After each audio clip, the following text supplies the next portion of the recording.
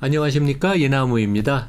이제 6월 중순인데 제가 오늘은 금년 하반기 미국 증시가 어떨까 이제 전망을 해보고 싶습니다. 그래서 우리가 보통 그 금년 연초에 워낙 불확실성이 많다고 우리 전문가들이 생각해서 상반기에 주가가 좀 낮고 하반기에 회복이 되는 하고를 전망을 했는데, 뜻밖의 국내 증시도 미국 시장을 좀 따라가서 그런지 미국 시장이 상고, 그러니까 금년에 S&P 기준으로는 15% 금년 올랐고, 작년 10월 저점 대비로는 20% 이상 상승을 했습니다.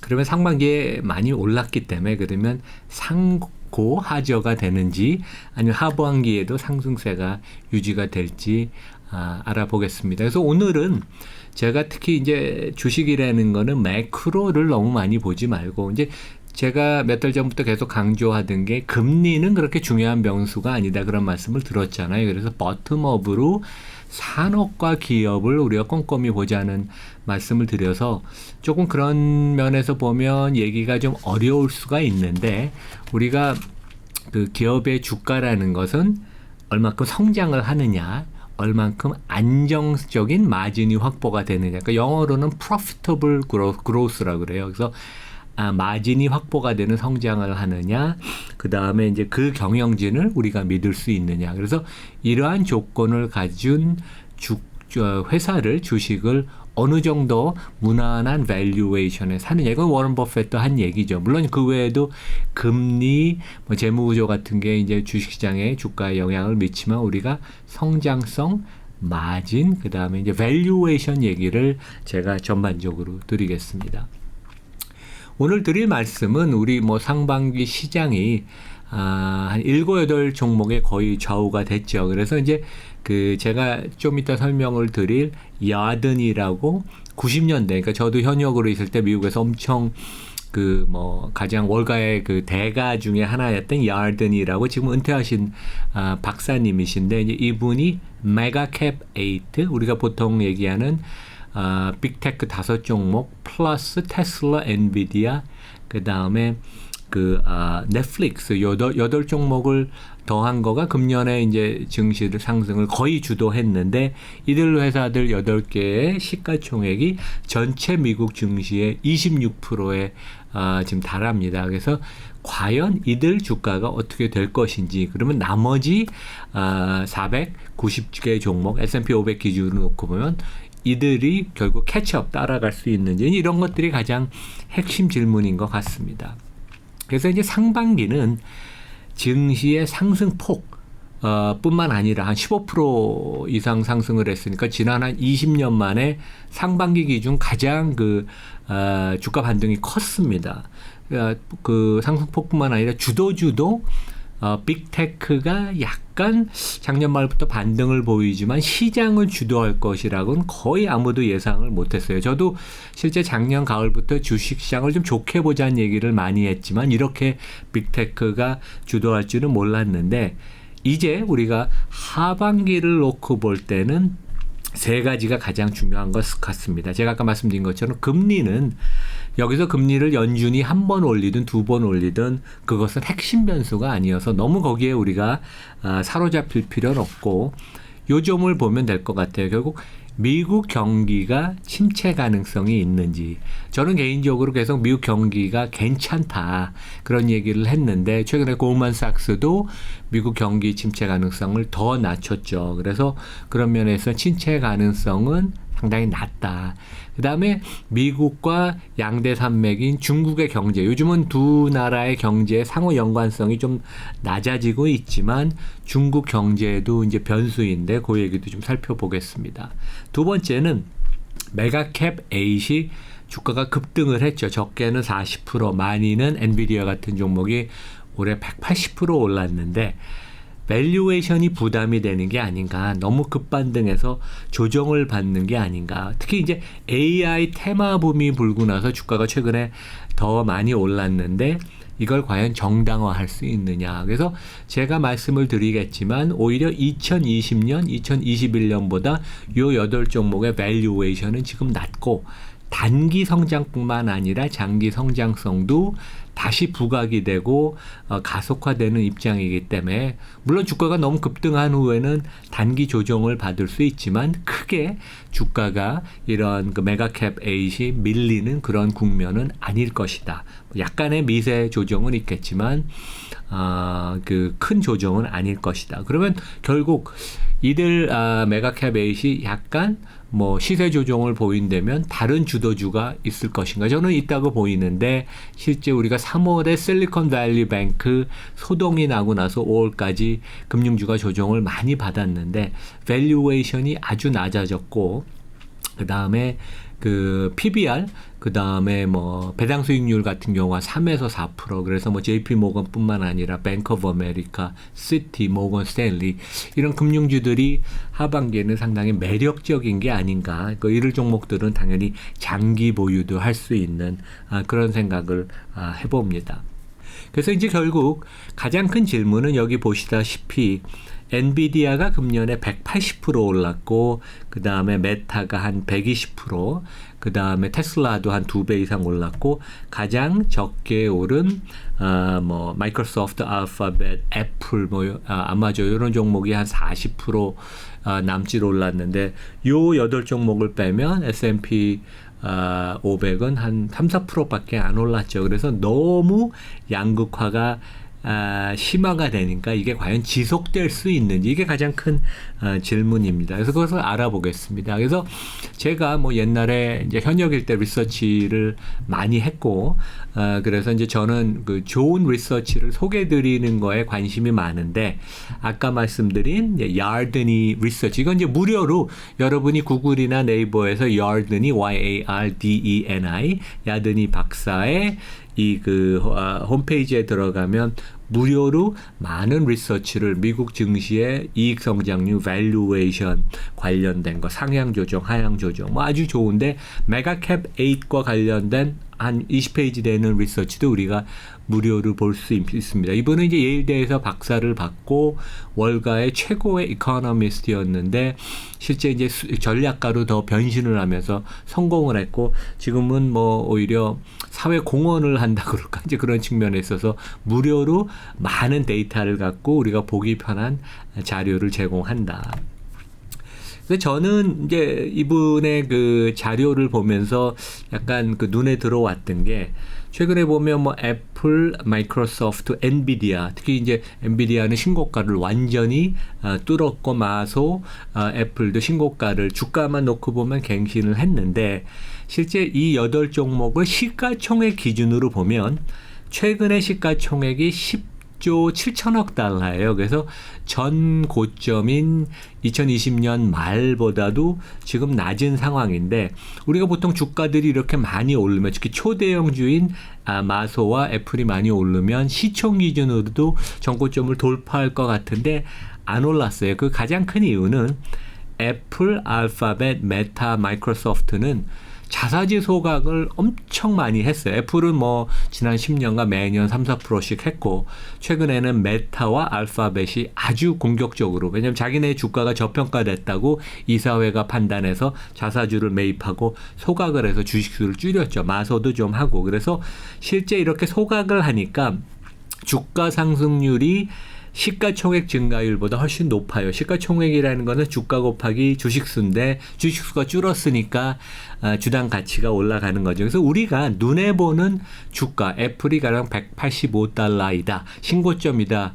그렇게 경신을 했다고 하지만 실제 시총 기준으로는 아직도 전고점을 돌파를 못했거든요. 그래서 밸류에이션을 보면 주가는 우리가 높게 보이지만 밸류에이션은 상당히 낮을 수도 있다. 이제 그런 점을 우리가 눈여겨둬야 될 것 같습니다. 제가 이제 밸류에이션 얘기를 좀 해보면 결국 우리가 2020년, 2021년에 주가가 급등을 했을 때 그때와 비교해서 이 8종목 메가캡 8의 밸류에이션이 per 기준 price to earnings, 그러니까 주가를 주당 순이익으로 나눈 시총을 순이익으로 나눈 per와 PSR 주가 시총을 매출액으로 나온 이제 두 가지를 놓고 보면 이것도 이제 야르드니 리서치에서 나오는데 오른쪽 그림은 PER, per를 보여주는 거고 왼쪽은 PSR인데 각각 배수가 30배, 5.7배인데 2, 3년 전에 주가가 엄청 그때 급상승했을 때보다는 지금 밸류에이션이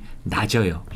물론 이제 메가캡이 퍼가 30배라는 게 높게 보일 수도 있지만 제가 보기에는 이제 앞으로 설명드리겠지만 이들 기업의 엄청난 고수익성 마진과 이익의 증가율을 놓고 볼 때는 버블은 절대로 아니다.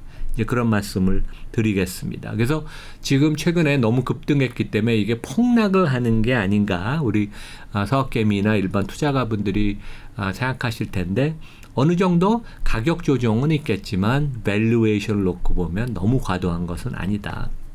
1분기 실적을 놓고 볼 때도 이미 그 서프라이즈가 아주 긍정적인 서프라이즈가 있었어요. 그래서 엔비디아는 이제 4월 말 그 1분기 실적이 끝나서 5월 말에 실적 발표하면서 AI 테마가 완전히 그때 부상이 됐죠. 이제 그 전에 일반적인 IT 기업들 1분기가 3월 달에 끝나는 IT 기업들이 1분기 실적을 4월 말에 대부분 발표했는데 이때 IT 기업의 75%가 그 당시 1분기 매출액과 이익이 초과 달성을 했고 시장의 기대치보다 높았고 동시에 가이던스 전망도 상향 조정을 했어요. 75%라는 건 대단합니다. 왜냐하면 미국 기업들이 평균적으로 한 6에서 70%, 70%를 초과 달성하는데 이미 1분기 때 IT 업종의 펀더멘털이 아주 강함을 보여줬고 경기에 대한 불확실성이 있는데 확실한 대안으로 이미 그 당시에 주도주로 부상을 했습니다. 그래서 최근에 주가가 오른 것은 펀더멘털이 뒷받침되는 것이고 거기에다가 추가로 AI 붐이 불었다고 우리가 이제 밸류에이션 측면에서 이해를 하면 되고 개별 그 우리 8개 종목 중에서 이제 밸류에이션을 놓고 보면 재미있는 게 엔비디아는 주가가 엄청 급상승을 했지만 기업이익 추정이 그만큼 많이 올라갔어요. 그래서 실제 연초에도 엔비디아는 1년 전망치를 기준으로 퍼가 한 40배에서 50배 수준이었는데 지금 주가를 놓고 봐도 뭐 시총이 1조 달러를 넘었지만 이미 우리가 6월이니까 내년 2024년 이익을 갖고 우리가 밸류에이션을 한다면 퍼가 여전히 40에서 45배여서 퍼만 오른 약간 버블의 양상을 보이는 그런 모습이 아니라 이게 그 상향 조정이 뒷받침이 되는 주가 상승이었다. 이제 그 점을 말씀을 드리고 반면에 이제 테슬라는 메타와 더불어서 알파벳과 같이 연초에 너무 저평가가 됐어요.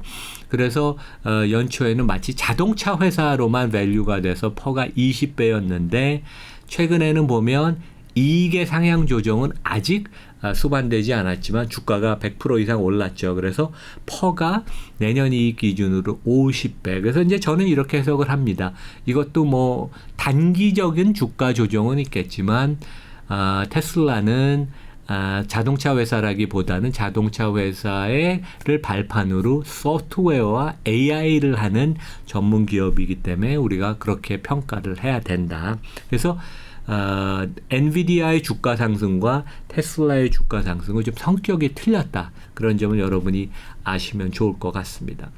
제가 아까 그 앞부분에서 주가라는 것은 마진, 성장성 그런 좋은 기업을 얼마만큼 적당한 가격에 살 수 있냐를 제가 말씀드렸잖아요. 그래서 좀 전에 말씀드린 것처럼 메가캡 8이 밸류에이션이 높아 보이지만 우리 눈에 보이는 주가만큼은 밸류에이션 측면에서 보면 그렇게 고평가되지는 않았다.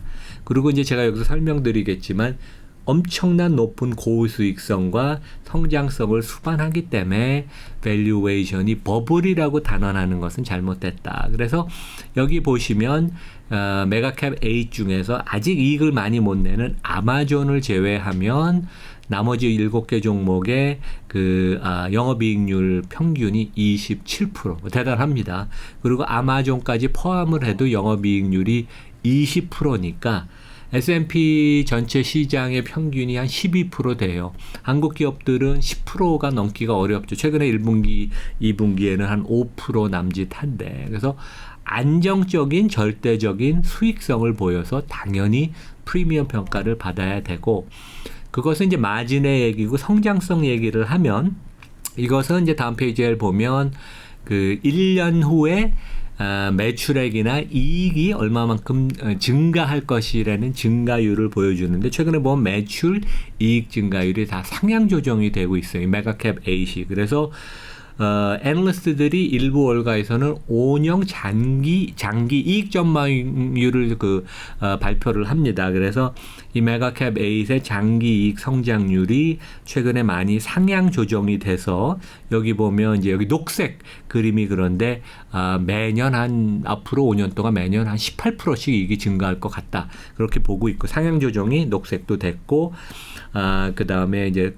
파랑색은 단기적인 1년 동안 이익 증가율 한 20% 정도 되고, 그 다음에 매출 증가율도 최근에 상향 조정이 돼서 장단기 이익 매출 전망이 다 상향 조정이 되고 있어서 이 메가캡 8의 밸류에이션을 어느 정도 지지해 준다.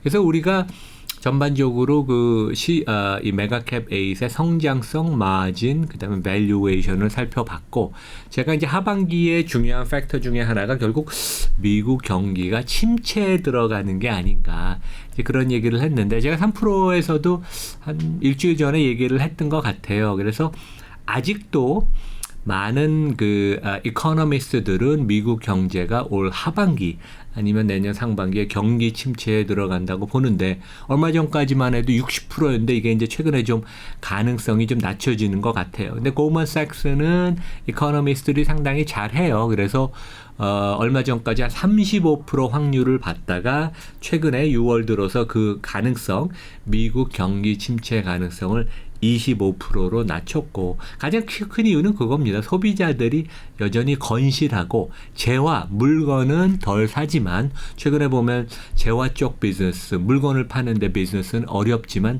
서비스에 대한 수요는 여전히 왕성하고, 그만큼 잡 마켓도 타이트하고, 임금도 오르고, 그 다음에 이제 저축해 놓은 것도 여전히 넉넉해서 소비자들이 건실하고, 거기에 또 이제 부가적인 것은 집값이 미국은 하락이 폭이 크지도 않았고, 최근에는 안정세를 보여서, 물론 모기지금리가 7%를 육박해서 강한 수요가 일어나지는 않지만 미국 집값이 한 40만 달러 평균 수준에서 안정화가 돼서 약간 가게들의 소비 심리를 좀 도와준다는 그런 측면도 있다는 얘기를 드리겠습니다.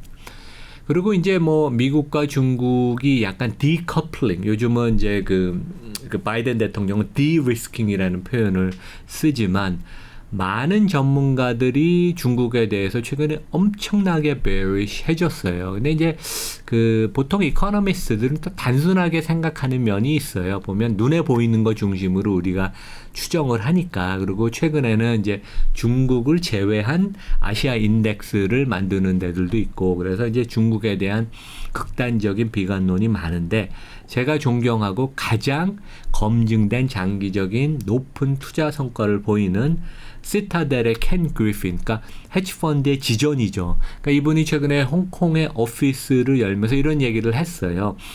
그래서 물론 중국 경기가 현재 어렵지만 중국은 역시 정부 주도의 경제이기 때문에 중국 정부가 원한다면 재정, 통화 정책을 통해서 중국 정부가 원하는 올해 성장률의 목표가 5%죠. 그 정도는 충분히 달성할 수 있는 게 아닌가. 약간 퍼시티브 서프라이즈가 있을 수 있다는 얘기죠. 왜냐하면 너무 지금 bearish하니까.